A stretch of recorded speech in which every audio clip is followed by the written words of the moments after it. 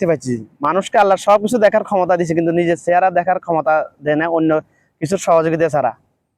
আপনি আয়নার সামনে যতদিন দাঁড়াবেন না ততদিন আপনার চেহারা দেখতে পারবেন। তদরূপ আপনার দোষ গুণ আপনি দেখবেন না, অন্যজন দেখবে। তো যে এই জন্য যাকে আল্লাহর জন্য ভালোবাসবেন তার দোষ গুণগুলা তাকে সরাসরি বলবেন, পিছনে গীবত করবেন না, তহমত দিবেন না। গীবতের ভয়াবহতা বয়ান করতে গেলে আমার চোখে পানি ধরে রাখতে পারি নাই, এখনো পারবো না, আমি এই জন্য বয়ান করতেছি না। তো যারা আমার সম্বন্ধে জানেন না আমাকে নিয়ে উল্টাপাল্টা কমেন্ট করবেন না।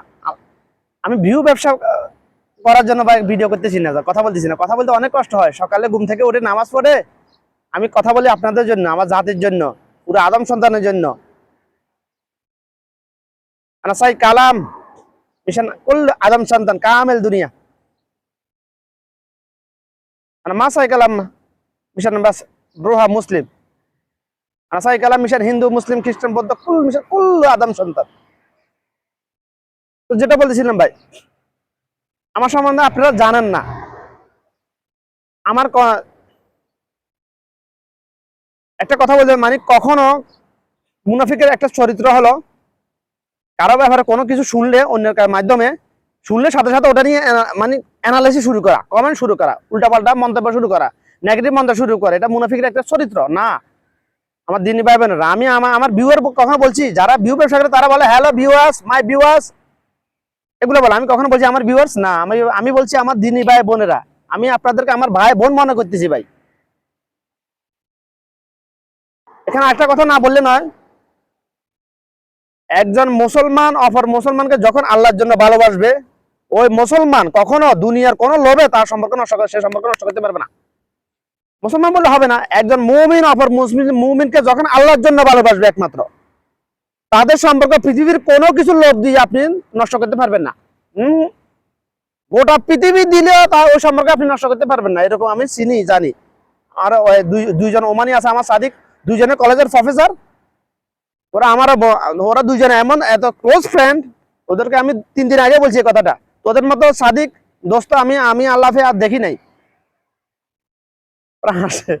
ওরা দুইজন কলেজের প্রফেসর, ওরা আলেম। কেমন আলেম? জন্মসূত্রে আলেম। আমাদের দেশে যত বড় বড় মাওলানা আছে, আল্লামা দেলাওয়ার হোসেন সাইদি, লুৎফুর রহমান, ওদের সাথে বড় আলেম ওনারা। ওরা আমার খুব ক্লোজ ফ্রেন্ড, আমি যখন ইচ্ছে তখন তাদের সাথে কথা বলতে পারি। ওমানি ওরা, খাস ওমানি, অরিজিনাল ওমানি এরা। একজন মনে করেন আমাদের ফাজিলপুরে কলেজের প্রফেসর, আর একজন হচ্ছে ঢাকা ইউনিভার্সিটির প্রফেসর। এই ক্যাটাগরি দুইজন, একজন মস্কোতে একজন এখানে। তো যেটা বলছিলাম, গীবত করবেন না কখনো ভাই, আমার ভাই বোনেরা, গীবত কখনো করবেন না ভাই। গীবতের ভয়াবহতা আপনারা জানেন না। আরে গীবতের ভয়াবহতা আপনারা জানেন না ভাই, এই জন্য গীবত করেন আপনারা। তোহমত, মিথ্যা অপবাদের ভয়াবহতা আপনারা জানেন না। আমার দ্বারা হয়তো কখনো হয়ে গেছে এরকম, আল্লাহ ওয়াল্লাহি আল্লাহ আল্লাহ আল্লাহ আল্লাহ আমাকে মাফ করুক, ওনাদেরকে, আমার ভাইদেরকেও মাফ করুক, ভাই বোনদেরকেও মাফ করুক। বিপদ হয়ে যায় কত, সকল খরি আমি জীবনে করি না, এটা 100%, এটা আমি শিওর। সকল খরি ভয়াবহতা আরো কালা রাসূলুল্লাহ সাল্লাল্লাহু আলাইহি ওয়াসাল্লাম, সকল খরি করা হারাম। যে সকল খরি করে সে তার নেক আমলকে ওইভাবে জ্বালিয়ে ফুটিয়ে সরকার করে, যেরকম আগুন শুকনা কাঠকে জ্বালিয়ে ফুটিয়ে সরকার করে দেয়। সহি হাদিস। মিথ্যা অপবাদের ব্যাপারে সহি হাদিসে এটা যে আপনি কোন আদম সন্তান যদি আদম সন্তানকে মিথ্যা অপবাদ দেয়, আমি শুধু মুসলমানের কথা বলতেছি না, ওই যে মিথ্যা অপবাদ দিবে তাকে দিয়ে ওই পাপটা করার আগে তার মৃত্যু দিবেন আল্লাহ পাক। আল্লাহি আল্লাহ, আউযুবিল্লাহি মিনাশ শাইতানির আউযুবিল্লাহি মিনাশ শাইতানির। তো আমি চাই না আমাকে মিথ্যা অপবাদ দিয়ে আমার কোনো ভাই জাহান্নামে যাক, এটা আমি চাই না ভাই। এই জন্য অনুরোধ আপনাদের কাছে, আমাকে নিয়ে কখনো নেগেটিভ কমেন্ট করার আগে আমাকে একটা মেসেজ করবেন আগে, এনি টাইম, মাত্র 24 ঘন্টা খোলা কমেন্ট করবেন, ভাই এই ব্যাপার আপনার সম্বন্ধে এই ধারণাটা আসছে, ব্যাখ্যা দেন। বাস, জবান দিলাম তো আমি ভাই। আমি কথা বলতেছি ভাই, আমার কথা বলার উদ্দেশ্যই তো দুইটাই মাত্র। আমার দিনী ভাই বোনদেরকে, আমার পরিজনদেরকে, আহলে ভাইদেরকে আমি জাহান্নামের রাস্তা থেকে জান্নাতের রাস্তা নিয়ে আসার জন্য আমার বাংলাদেশ থেকে শিরিক বেদাত মুক্ত করার জন্য, দুর্নীতি বাটপারি সাদাবাজি এগুলো নির্মূল করার জন্য আমি কথা বলতে পারো, উদ্দেশ্য আমার এগুলাই ভাই। আপনারা আমাকে বুঝতে পারবেন কিভাবে রে ভাই? আমাকে যে মা বাপ জন্ম দিছে, যে মা বাবার উসুলে আমি দুনিয়াতে আসছি, তারা আমাকে এখন আমাকে বুঝতে পারে না। জীবনে কখনো মিথ্যা কথা বলি নাই আমি দুনিয়ার কোনো লোভে তাদের সাথে, কিন্তু আমার কথা তারা বিশ্বাস করে না। আমার ভাই বোন, অন্য ভাই বোন, ফাটাফাটি আত্মীয় সবাই যারা মিথ্যা সারা জীবন মিথ্যা কথা বলে আসছে, পৃথিবীতে 97% মুনাফিক আনে এমনি বলতেছি না তো ভাই। আচ্ছা 25 বছর রিসার্চ করতেছি আমি মানুষের উপর, তাদের সব কথা বিশ্বাস করে, আমার কথা বিশ্বাস করে না। কিন্তু তারা আল্লাহর কসমকে মিথ্যা কথা বলে। আমার পক্ষে আল্লাহর কসম খাওয়া, সত্য কথা বলার সময় আল্লাহর কসম খাওয়া আমার পক্ষে সম্ভব না ভাই। মিথ্যা অপবাদের ভয়াবহ। আমার দুই ভাই আমাকে মিথ্যা অপবাদ দেওয়ার কারণে ওরা ওটার ভোগ করতেছে, ফলাফল ভোগ করতেছে, ওরা বুঝতে পারে না। আমরা 4 ভাই, আমি সবাই ছোট। আমার ভাইদের কাছে, আমার মা বাবার কাছে মানে আমার অপরাধ হলো আমাকে আল্লাহ পাক দুনিয়াতে সবার পরে কেন ফারাইছে, এটা আমার অপরাধ সবার কাছে। ওদের কথাবার্তা অ্যানালাইসিস করে আমি এটা ফাইলাম আর কি। আমার সবচেয়ে বড় অপরাধ হলো আমার এই হাতে স্টিল লাগানো ভাই, এই হাতে স্টিল লাগানো, 2টা স্টিল পাত লাগানো, পাতগুলা 2.5 সেন্টি মানে সেটটা 10 সেন্টি লম্বা, পুরুত্ব পায় 1 মিলি। হিউম্যান অর্গান ভাই, বিহু ব্যবসা কি রে ভাই? বিহু ব্যবসা করলে আমি কোটি কোটি টাকা কামাইতে পারতাম এই পর্যন্ত ভাই। হিউম্যান অর্গান, মানুষের অভ্যন্তরীণ অর্গান সবগুলো আমি জানি, কোথায় কি আছে, কোন অর্গানে কি কাজ।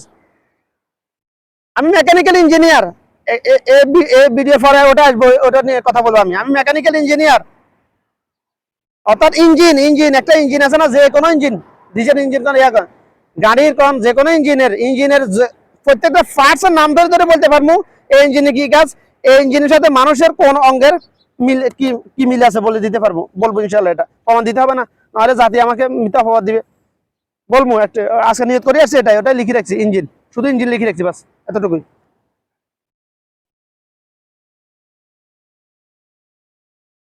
তো মূল কথা হলো, এয়ারপোর্টে একটা ভিডিও চাইছিলাম আমার প্রবাসী ভাইদের কলমে একটা ধাক্কা দেওয়ার জন্য, ভিডিওটা ভাইরাল হওয়ার জন্য না রে ভাই। আমি 9 বছরে 7 বার দেশে আসা যাওয়া করছি, 1 বছরে 2 বার আসা যাওয়া করছি, গত 3 মাস আগে দেশ থেকে আসছি। আপনারা আমার কি শিখাবেন ভাই? যারা কমেন্ট করেছেন তারা এয়ারপোর্টে কখনো ঢুকেন নাই ভাই, এই জন্য তারা কমেন্ট করেছেন নেগেটিভ আমাকে নিয়ে।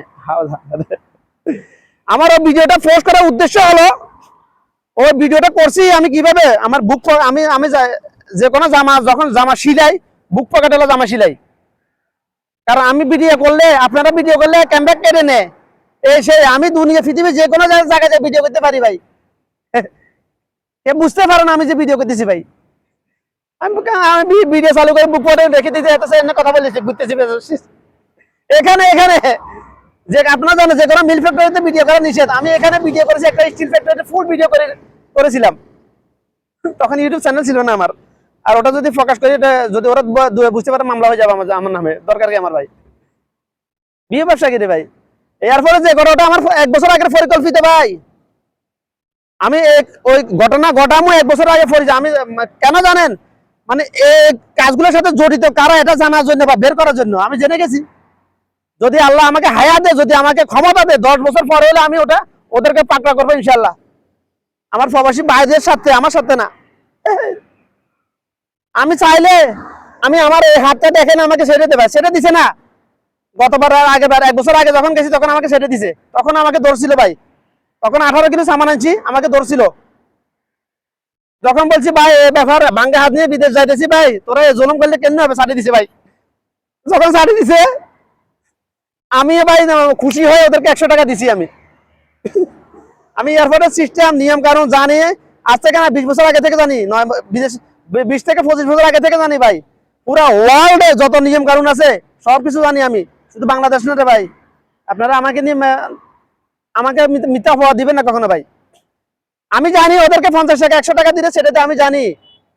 প্রথমবার না দ্বিতীয়বার যখন গেছিলাম করোনাকালীন 4 বছর আগে যখন গেছি, আসার সময় তখন সামান আনছিলাম 10-12 কিলো সব। প্রথমবার তো জানি না, এরপরে নিয়ম কানুন পুরো জানি না, মানে কিছু আংশি জানি না, ভিতরের সিস্টেম জানি না। আর ওই হারাম খোরেরা তো এয়ারপোর্টের নোটিশ গুলা, এয়ারপোর্টের অভ্যন্তরীণ নিয়ম কানুনে যে নোটিশ এটা রাখা, ওটা লেখা নোটিশ বোর্ড রাখার নিয়ম হচ্ছে এয়ারপোর্টের বাইরে, ওটা ভিতরে একটা লাভ কি হলে ভাই? এগুলো নিয়ে আমরা যেহেতু বাঙালি জাত, যেহেতু আবেগে হুজুকে, এই জন্য এগুলো ভালোভাবে আসতেছে না, কারণ মনে আসছে না হুজুর। এয়ারপোর্ট 9 বছর 7 বার আসা যাওয়া, আপনারা আমাকে এয়ারপোর্ট চিনেবেন ভাই? যারা মায়ের আসল থেকে কখনো বের হন নাই, বোর আসল থেকে বের হন নাই, কুয়ার ব্যাংক কুয়ার পড়ে রয়েছেন, এই কমেন্ট গুলো তারাই করেছেন আমার ভিডিওতে ভাই, আমাকে নিয়ে নেগেটিভ কমেন্ট গুলা। আরে ভাই আমি ওমানে আছি, এখন ওমানে আছি, আমি ওমানে আছি ভাই।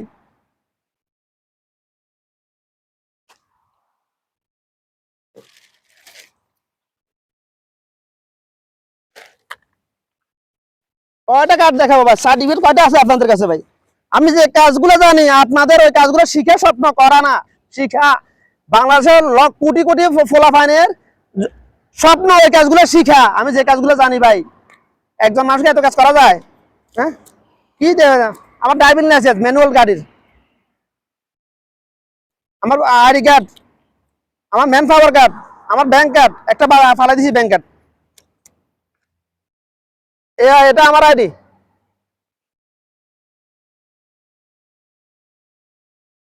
এক্সপায়ার ডেট 26/8, আমি তো আসছিলাম 6/8 কি লইলো, পরিবর্তন হয়ে গেছে।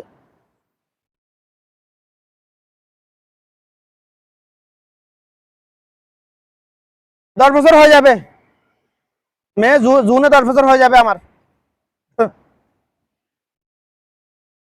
জুনে আমার সবার জীবন 10 বছর হয়ে যাবে ভাই। অর্থাৎ আমার জীবন থেকে 10 বছর চলে গেছে, লাইফ টাইম থেকে। আমাকে দুনিয়াতে আল্লাহ পাক একটা লাইফ টাইম দিয়ে পাঠাইছে, 10 বছর চলে গেছে ভাই। আফসোস করে লাভ নাই। ভালো কাজ করলে ওটা বিনিময় পাবো, খারাপ কাজ করলে ওটা বিনিময় পাবো আল্লাহর দরবারে। দুই কান্দে দুইজন ফেরেশতা আল্লাহ পাক দিয়ে রাখছেন। সকালে দুইজন আসে, সন্ধ্যায় দুইজন আসে, পরিবর্তন হয়।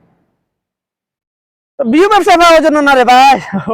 আমার উদ্দেশ্য ছিল এয়ারপোর্ট এটার সাথে জড়িত করা। আপনারা অন দ্য রেকর্ড, যেটা আপনাদের অফ দ্য রেকর্ড শুনেন নাই তো, ওটা তো দেখেন না ভাই, যেটা রেকর্ড হয়েছে। অর্থাৎ সর্বশেষ যখন আমি দেখতেছি কুত্তাগুলো এয়ারপোর্টে, সব কুত্তাগুলো জড়িত, মানে এয়ারপোর্টে, মানে প্রবেশ মুখ থেকে শুরু করে সর্বোচ্চরের সবাই জড়িত এক্ষেত্রে। তখন আমি বলছি তো ভাই আমার তো ভুল হয়ে গেছে। তখন ওরা বলতেছে এখন আর কিছু বলে লাভ নাই, সবাই দেখে ফেলছে, ও ক্যামেরা আছে, সবাই দেখে ফেলছে। অর্থাৎ এয়ারপোর্ট মেন ইনচার্জে দেখে ফেলছে। তার মানে এই যে এয়ারপোর্টে যত অপকর্ম হয় হাতে সব দেখে, যত লাগেজ চুরি হয় হাতে সব দেখে, যত লাগেজ কাটা হয় হাতে সব দেখে, যত মানুষের কাছ থেকে 50 টাকা 100 টাকা নেওয়ার জন্য আমার জিনিস আটকে রাখে হাতে সব দেখে, হাতে এখানে অঙ্কিতার। তার মানে এখানে সরকার জড়িত সরাসরি। আমি এমনি বলতেছি না, ফমান স্যার বলতেছি, বাংলাদেশে যত দুর্নীতি সিন্ডিকেট হইতেছে, সাদাবাদী, সরকার সরাসরি জড়িত এমনি। এটা ফমান স্যার বলতেছি, আমি প্রমাণ সব কালেকশন করতেছি আমি। যদি আল্লাহ কখনো ক্ষমতা দেয় সবাইকে পাকা করবো ইনশাআল্লাহ, কেউ চার পাবে না, কেউ চার পাবে না, যদি আল্লাহ চায় আর কি। আমার ক্ষমতা নাই, বিসমিল্লাহ। এখন তো আমাকে কেউ চিনেও না ভাই। ভিডিওটা করছে শুধু আমার প্রবাসী ভাইদের সাথে আমি নিজের সাথে ত্যাগ করে দিছি ভাই। 100 টাকা দিলে আমাকে ছেড়ে দিত, 30 কিলো সামান, ওখানে 28 কিলো সামান আনলে, ওখানে প্রায় 20,000 টাকা সামান, এই দেশে আনলে আমি 60,000 টাকা বিক্রি করতে পারতাম মিনিমাম 60,000 টাকা, সর্বোচ্চ বললাম না। আমি কি আমার লাভ বুঝি না? টাকার হিসাব আমি বুঝি না ভাই। হ্যাঁ, টাকা আমি বুঝি, তবে হালাল হালাল। আমার প্রতিটা পয়সা পাই হিসাব হালাল। আপনি গ্যারান্টি দিতে পারলে দেখেন, আমি জীবনে মিথ্যা কথা বলি নাই। যেদিন বয়স যখন 6 থেকে 7 বছর, যেদিন প্রথম শুনছি মিথ্যা কথা বললে হায়াত কমে যায়, দাঁত পড়ে যায়, ওই দিন থেকে মিথ্যা কথা বলি নাই। আপনারা বিশ্বাস করলে আমার কিছু যায় আসে না, না করলে আমার কিছু যায় আসে না ভাই। ওটা আমার এক নানার ইচ্ছে লাগে, ওই যখন যে মুক্তার পড়েছে হুজুর ইমাম, ওহো রে, ওনারা ছিল দিনের দায়ী। উনি শুধু মসজিদের খাবেন না তো, উনি ইলেকট্রিকের কাজ জানতেন। ওনারা ছিল, এই জন্য ওনারা হকানা আলেম ছিলেন ভাই। আর বর্তমানে যারা এসে ধর্মের ব্যবসায়ী, ওনাদের কোনো ধান্দা উন্নত, মানে বিহু ব্যবসা ছাড়া, কোরআন হাদিসের কথা বেশি খাওয়া ছাড়া ওনাদের কোনো ইনকামের উৎস নাই। এই জন্য ওরা ধর্মের ব্যবসায়ী ভাই। আমার ইনকামের উৎস অনেকগুলো আছে ভাই। আমি ঘুমাইলেও আমার পরিবারের মৌলিক চাহিদা পূরণের জন্য টাকা আসে আমার, যেভাবে হোক আসে। 3 জন লোক তৈরি করেছি আমি আমার দোকানের জন্য। কিভাবে তৈরি করেছি জানেন? আপনারা পারবেন না, সম্ভব না আপনাদের পক্ষে। আমি 3 জন লোকে যে ওদের জন্য যেটা করেছি, ওদের বাপের দ্বারা করা সম্ভাবনা করতে পারতো না দুনিয়াতে। এবার একজনের বাপ নাই দুনিয়াতে, থাকলেও করতে পারতো না আমি যেগুলো করেছি। কিভাবে কি করেছি জানেন না? 3 জনের মধ্যে 2জন, একজন টেস্টারও চিনতো না। তাকে ফুল ইলেকট্রিক পাইপ ফিটের কাজ শিখেছি আমি।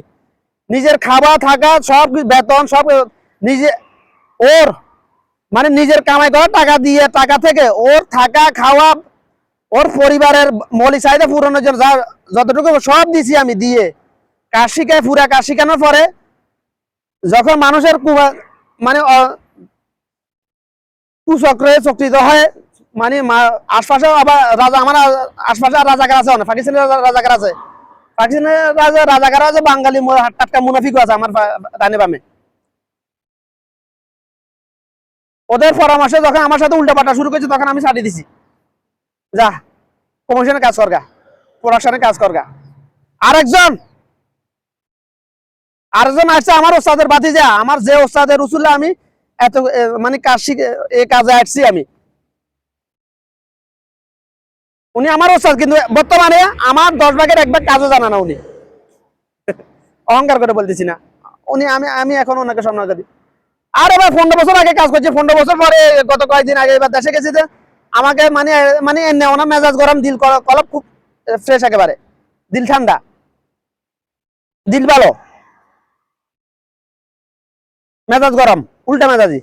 আমি তো বুঝতে পারি, এই জন্য আমাকে 15 বছর পরে আমি বিদেশ করি প্রবাসে, আমি আমার আন্ডারে কাজ করে কত লোকে, আমি কত হলো না কাজ শিখেছি, আমার ধমক দিয়ে কথা কইছে, এখন কথা বলি নাই আমি।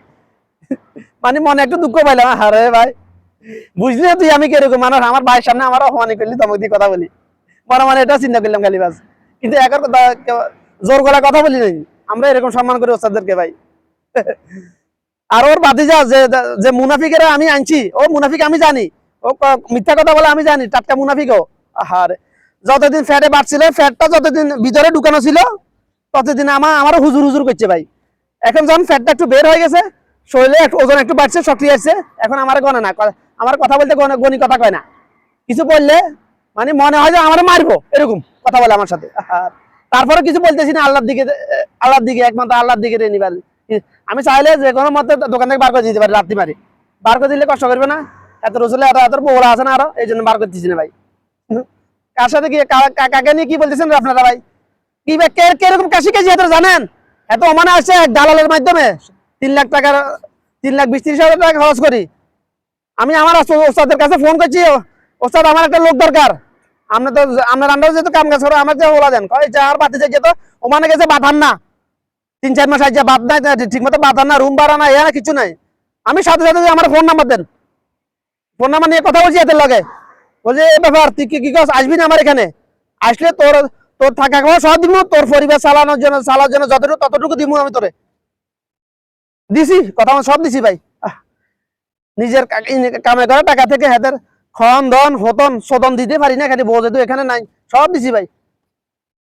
যখন 1 বছর হয়েছে একটু কাম কাজ শিখেছি, আমার হাতে চকুল টিকেছে ভাই। নিজের জন্য 10,000 টাকা বাঁচে নাই, কিন্তু হাতের বেতন দিয়ে লাইছি 25,000 টাকা ভাই।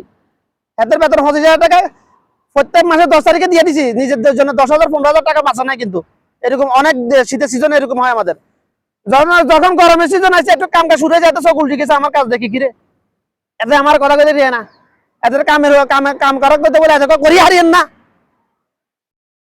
এদের কাজ করার জন্য এত মোবাইল দিতেছে, এদের কি তোর কাম করি হারিয়েন না, হবে না কাম করিয়েছি, এতে আমার কয় না। যখন দেখলাম এদের কলমের ভিতরে শয়তানি ঢুকে গেছে, হারামি ঢুকে গেছে, তখন বলছি যা তুই প্রোডাকশনে কাজ করগা, ছাড়িয়ে দিছি এদের প্রোডাকশনে। আমার দোকানে আছে, লাত্তি মারি বার করি নাই, আমার দোকানে আছে। আরো একজন আছে আমার বাড়ির, আরে ভাই কি রে ভাই, টাকার লোভ নাই, টাকার লোভ যদি হারাম হালাল হিসাব না করতাম, আজকে আমি কোটি কোটি টাকার মালিক থাকতাম রে ভাই, কোটি কোটি টাকার। কি রে ভাই, আমার একটা সমিতি ছিল, আজ থেকে 25 বছর আগে সমিতি ছিল, 25 বছর হবে না, আল্লাহ মাফ করুক, এসএসসি 27 বছর 15 প্রায় 18 বছর আগে আমার একটা সমিতি ছিল, এনজিও ছিল। ওটা উদ্দেশ্য ছিল একমাত্র কজে হাসানা দেওয়া। যখন মানুষের যখন আমাকে নিয়ে মিথ্যা অপপ্রচার করা হইতেছে কিছু মুনাফিকের দ্বারা, আমার বাড়ির আশপাশে মুনাফিক যখন মিথ্যা অপপ্রচার করতেছে যে আমি সুদখোর, তখন আমি ওটা বন্ধ করে দিছি। আমার বউ ছিল এনজিওর মতো, প্রমোট, ওটার নাম ছিল প্রমোট। 30 জন সদস্য ছিল। আমি চাইলে এনজিও করতে পারতাম, ব্যাংক চালু করে দিয়ে হয়ে যেত আমার এত দিনে বাংলাদেশে। কি রে ভাই, কার কি বলছে? আমার উদ্দেশ্য ছিল কজে হাসানা দেওয়া, যারা সদস্য তাদের বিপদ আপদে ঠেকাবে, মানে নির্দিষ্ট ভিত্তিক দাঁত দিমু তাদেরকে বিনা সুদে। উদ্দেশ্য ছিল এটা। দিছি, অনেককে দিছি। একটা আমার বাড়ির সামনে এক পরিবার আছে, সবগুলো সবলখর, সবগুলো হারামি বাপ যেরকম 60 জন হুত আছে, বেগুন একই অবস্থা ভাই, এক সেম যে গাছের হে গোটা। হ্যাঁ রে ভাই, বেগুন একই, সবলখর, গিবতকারী, মিথ্যা অপবাদ দেওয়াকারী এবং হারামখোর, সমাজে ফেতনাকারী, আবার সমাজ সেবাও করে মানুষের অভিনয়। নামাজও পড়ে 5 ওয়াক্ত, নামাজও পড়ে ভাই, আবাল ওয়াক্তে নামাজ পড়ে 5 ওয়াক্ত, কিন্তু সফলখোর, মিথ্যা অপবাদকারী। আমি টাকা ধার দিয়েছি 15 দিনের জন্য, কথা বলে 1 মাস হয়েছে টাকা দেয় না, খুঁজে দেয় না। লাস্টে যখন ধমক দিয়ে কথা বলছি, টাকা ধরো না কিনলে, টাকা দিয়ে পরে আমার বাপের কয় আমি সুদের ব্যবসা করি। এত বড় মুনাফিক এতে, বুঝছেন? কয়েকবার হিট্টাল নাচছিলাম, কয়েকবার হিট্টাল আল্লাহর দিকে হিসলাম জিগালি, একবার দুইবার না। হাতের দোকানে হাতের হোলার সামনে জুতা দিয়ে বাড়ি মারতে লাগছিলাম। আমার এক বড় ভাই, যারা আমি আল্লাহর জন্য ভালোবাসি, সম্মান করি জন্ম থেকে, ও না থাকলে জোতার বাড়ি খাই যেত। ওই দিন জোতার বাড়ি খাই যেত। ও যখন আমার ধমক দিছে খালি খালি কইছে খালি স্যার, আমি ঠান্ডা হয়ে গেছি। ওনার সম্মান করছি, ডরাই নেই। ডর কি, ডর ভাই আমার কাছে নাই। আরে যে মানুষ জিনেরে ডরা না পারে ভাই। আজুল কুচি পড়ি যখন আমি ঘর থেকে বেরোই, আমি ছকার পাকার করি, জিন দেখি কিনা। আমি বলি কোনো জিন থাকলে আমার লগে দেখা কর, একটু কথা বলি, এভাবে বলি। ফজর নামাজ পড়তে যখন যাই, তোমরা কিসে বই দেখাই পারো আমারে? হ্যাঁ, আমার গাছ ভাঙছে এক হারামি, আমাদের বাড়ির এক হারামি আমার গাছ ভাঙছে 3 দফা করি। মানে রাস্তা আছে না, রাস্তার 2 ধারে গাছ লাগানো আমি শিখেছি আমার এলাকার মানুষের, আমাদের ইউনিয়ন ওয়ার্ডের মানুষের আমি দেখাইছি, শিখেছি। এটা রাস্তার পাশে গাছ লাগানো যায় এভাবে, আমি শিখেছি ওটা। যখন গাছ লাগাইছি 3 দফা করে ভাঙছে এক হারামির বাচ্চা আমাদের বাড়ির, হাতে নাতে ধরতে পারি নাই। আর একজন সাক্ষীও ছিল, হাতে যে ভাঙছে, ও মারা গেছে, আমার এক চাচারিস্তা। আমি 99% শিওর হাতে ভাঙছে, কিন্তু 1% আল্লাহ কাছে কাছে আল্লাহ কাছে আমি হাতে নাতে ধরতে পারি না, খালি অল্প সময়ের জন্য। প্রথম যেদিন হাত ভাঙছে, গাছ ভাঙছে, ওহো রে। সন্ধ্যাবেলা আমি আমার বোনের বাড়িতে গেছি, 3টা-4টার দিকে আমার বোনের বাড়িতে গেছিলাম। আসতে আসতে মাগরিবের টাইমে আসতেছি, তখন আস্তে আস্তে সন্ধ্যায় কুয়াশা পড়তেছে, দেখতেছি গাছ ভাঙ্গা। হাতে সামনে যখন একটু হাতে আমি তখন দেখি নাই, যখন একটু দিয়ে আসছি আমার তখন হাতে পাইলাম যখন তখন বুঝছিলাম ভাই, গালাগালি করতেছি কোন আমার কাছে হাতে আমার লগে সুরমিরে মিলে কাইলে, মানে হাতের সন্ধান না করার লাগে। হ্যাঁ, 3-4 বছর আগে কথাটা যখন উঠেছি আমি দোকানে, আমার গাছ কোনা ভাঙছে আমি জানি, কিন্তু হাতে নাতে ধরতে পারিনি, এই জন্য হাতে বাঁচি গেছে। নাহলে হাতের কবজি কাটি ফালাইয়ে দিতাম ডাইরেক্ট, কারণ আমি দুনিয়ার আইন মানি না তখন থেকে, জন্ম থেকে। তো হাতের মুখে আমি নেবেছি, আমি তো নাম লইছি।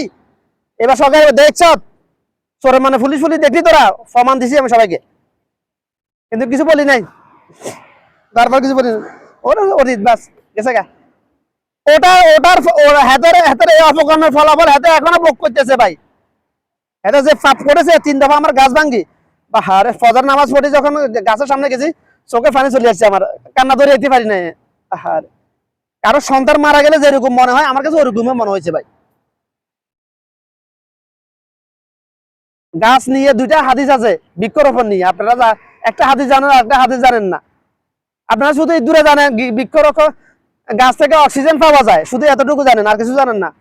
পৃথিবীর তাপমাত্রা কমানোর জন্য আমার রিসার্চ শেষে ফলাফল মজুদ, কিতাব মালানা ফিল কিতাব মালানা,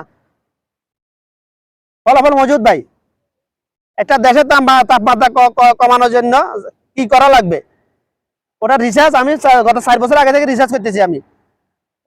ওটার শিক্ষা পাইছি আমি করোনা থেকে,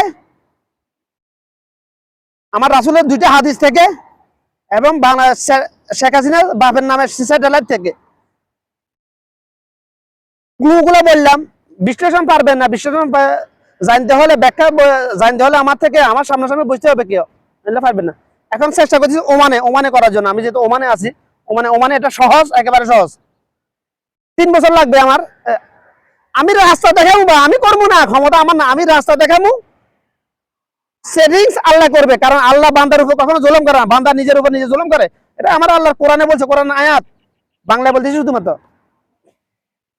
আল্লাহ পাক কোরআনে স্পষ্ট, আমি বান্দার উপর কোন আদম সন্তান আমি জুলুম করি না। বান্দা নিজের উপর নিজে কর্মের আল্লাহ আছে। পৃথিবীর যে গ্লোবাল আর্ম, পৃথিবীর জলবায়ু পরিবর্তনের জন্য আদম সন্তানরাই দায়ী ভাই, কোন জঙ্গলি জানোয়ার দায়ী নয় রে ভাই।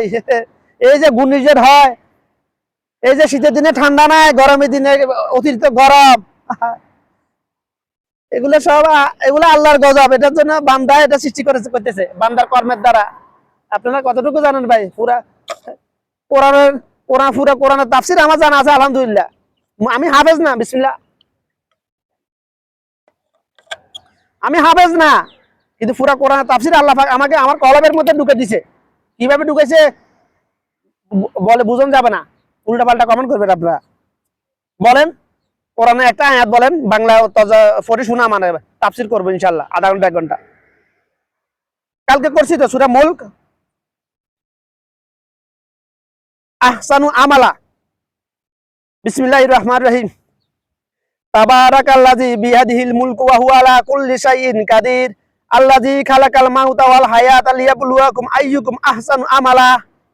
আহসানু